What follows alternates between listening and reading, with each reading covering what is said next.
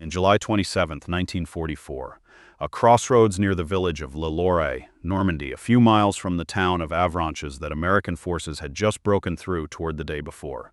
A single German Panther tank separated from its unit and pulls off the road and backs into a copse of oak trees at the junction where the road bends. Its commander is a 24-year-old SS-Oberscharführer named Ernst Barkmann, and according to his own account and the citation later written for his Knight's Cross, it happens next over the following hours, becomes one of the most repeated single-tank engagements of the entire war in the West, and one of the most argued about by Barkmann's own telling, and by the records submitted to justify his decoration. A column of American Sherman tanks came down that road that afternoon, part of the flood of armor pouring through the gap the U.S. First Army had just torn open at Avranches. Alone, cut off from his own company, and with a tank that had already survived a fighter-bomber attack days earlier, Barkmann waited in the trees until the column was close, then opened fire. By the time the engagement was over, he and his crew were credited with destroying 9 American Sherman tanks and several support vehicles, before finally slipping away with his own Panther still running. That's the story as German records and Barkmann's own account tell it. It's also a story that some military historians examining American unit records from the same sector and date have not been able to independently confirm in as much detail as the German citation claims.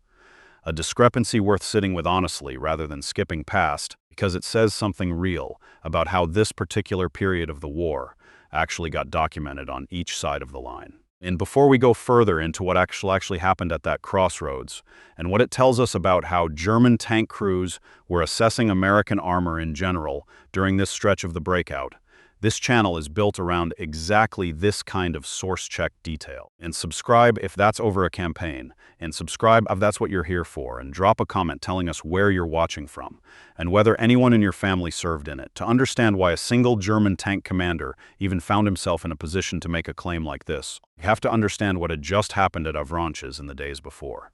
On July 25th, 1944, the U.S. First Army launched Operation Cobra, a massed breakthrough attack against the German line west of Saint-Lô, and supported by one of the heaviest tactical air bombardments of the entire war in Europe. And the German defense in this sector, worn down by weeks of attritional fighting in the Normandy hedgerows, and further crippled by the bombing that opened Cobra, collapsed faster than either side had expected. American armor poured through the resulting gap, and on July 30th, the town of Avranches, the gateway from Normandy into open country beyond, fell to American forces. The next day, General George S. Patton's newly activated Third Army was committed to the fight, and what had been a grinding, hedgerow-by-hedgerow campaign turned almost overnight into a fast-moving pursuit, with American armored columns spreading out across the French countryside faster than German command could track them. For German tank crews caught in this collapse, the experience was disorienting in a specific and well-documented way. Individual German tanks, particularly the Panther, with its high-velocity 75mm gun and heavily sloped frontal armor, remained gun for gun and armor for armor, and generally superior to the American M4 Sherman in a direct one-on-one exchange, a technical reality that both wartime assessments and post-war armor analysts have consistently confirmed. What German crews were now encountering wasn't a battle they could win through individual tank quality. It was a flood. Sherman tanks arriving in numbers, replaced faster than German industry could replace a single lost Panther, and moving through terrain and along road networks that German reconnaissance had lost the ability to track in any organized way. A single skilled crew in a well-positioned tank could, and by multiple documented accounts did, inflict real damage on a column passing through unfamiliar ground. What no single tank, however well handled, could do was change what was happening to the German army as a whole in this sector. An army that had just had its western front torn open, with an armored spearhead now pouring through the hole faster than any single ambush, could meaningfully slow it down. That tension between what an individual and skilled German tank commander could still accomplish against Sherman armor in a single well-chosen engagement, and what the overall collapse at Avranches actually meant for the German army's ability to respond at all, is what makes Barkmann's story, and disputed details and all, worth examining in detail, rather than either accepting or dismissing outright. What the record actually supports, engagement by engagement. Here's what a closer look at the record actually supports about the Lillory engagement, rather than either dismissing Barkmann's account entirely or repeating it uncritically. The official U.S. Army history of this campaign, written by historian Martin Blumenson, using unit after action reports from both sides, does document a sharp tank engagement in this general area and window of time. American records describe 15 tanks lost holding up an infantry advance near the village of Comprond, a few kilometers from where Barkmann placed his own fight. But the date recorded doesn't line up exactly with July 27th. The direction of the American advance in that account doesn't match the direction Barkmann described, and no surviving U.S. unit record from the 3rd Armored Division specifically confirms a single Panther destroying 9 tanks at that crossroads. What we're left with is a German unit citation and a German veteran's own post-war account that describe a specific and dramatic action, and an official American record of intense tang in the same rough area and week that doesn't quite match up with it in the details that would make it fully verifiable either way. And that gap between something like this clearly happened here, and this exact version of events is fully confirmed, is worth being honest about, rather than smoothing over for the sake of a cleaner story. What is fully documented, and from multiple independent sources on both sides, is the broader collapse German armored units were experiencing across this entire stretch of front in the days surrounding Barkmann's claimed engagement. It's that broader picture that actually explains why an account like his was even plausible in the first place. In the Panzer Division, one of Germany's most capable armored formations, and the unit positioned directly in the path of the Cobra bombardment on July 25th, gives the clearest documented example. Its commander, Lieutenant General Fritz Bayerlein, described in his own post-war memoir, watching wave after wave of American bombers work over his division's positions like a conveyor belt, an assault so total that by midday the entire area had become what he called a moonscape, and pitted with overlapping bomb craters, all communications cut, tanks flipped and buried, and, in his own words, several of his men driven mad and cut down running in the open. Bayerlein's own operational assessment, radioed to his superiors as the ground assault that followed the bombing began, was blunt. His men were holding their positions, he reported, because the ones who might have fled were already dead in their foxholes. That division entered the Cobra bombardment as one of Germany's stronger panzer formations in Normandy. It came out of it with roughly a dozen operational tanks remaining out of what had been a full division's worth of armor days earlier. And this is the actual condition of German armored strength in this sector, in the days immediately before Avranches fell. Not a force capable of contesting the American advance to any degree, and a shattered remnant trying to screen a retreat with whatever individual vehicles and crews were still able to fight. And that context is what makes the patterned German tank crews described across this period. Barkmann's account included, broadly consistent with what happened elsewhere along the same collapsing front, whatever the exact details of any single engagement. Individual German tanks, particularly Panthers with their strong frontal armor and high-velocity guns, remained genuinely dangerous in a well-chosen defensive position, even after the bombing and even in small numbers. What no longer existed after Cobra tore the front open and the retreat toward and past Avranches began was the coordinated defense that would have let those individual tanks operate as part of an organized line rather than as isolated last stands. And German after-action reports from this stretch of the campaign describe communications failures, units losing contact with neighboring formations, and commanders making decisions with no accurate picture of where American armor actually was, because reconnaissance capacity had effectively broken down along with everything else. That's the environment a story like Barkmann's actually emerges from.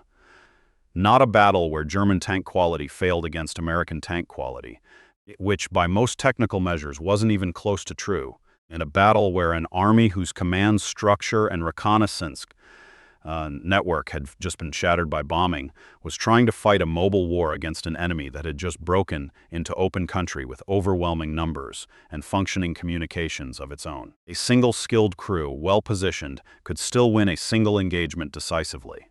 What that crew's division, corps, and army group could no longer do in the days after Avranches fell was turn any of those individual victories into anything that slowed the collapse of the front as a whole. The German response to the collapse at Avranches came 8 days later, on the night of August 6th into the 7th, in the form of Operation Lüttich, a counterattack Adolf Hitler personally ordered against the advice of several of his own field commanders, aimed at driving west through the town of Mortain to cut the narrow corridor American forces were pouring through and sever Patton's Third Army from its supply lines further back in Normandy.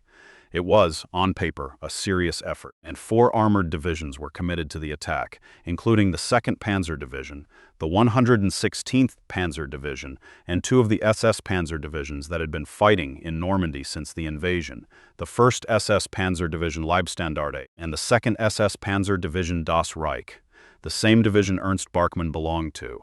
It failed within days, and the way it failed tells you almost everything about the actual state of German armor in the West by this point in the war. American code-breaking through the Ultra program had already given Allied commanders a strong sense that a counterattack was coming, which meant American forces in and around Mortain weren't caught by surprise the way German planners had hoped. Allied fighter bombers, rocket-firing Typhoons and P-47s found German armor moving in daylight along roads with almost no anti-aircraft cover to protect it, and inflicted losses that some post-war analyses have argued were less catastrophic in actual tank kills than believed at the time, but which nonetheless forced German columns to move at night, scatter, and lose the coordinated mass an armored counterattack depends on to work at all, and dug into the high ground above Mortain itself, the surrounded companies of the U.S. The 30th Infantry Division on Hill 314 refused to give up the position despite days of direct assault, calling in artillery close enough to their own foxholes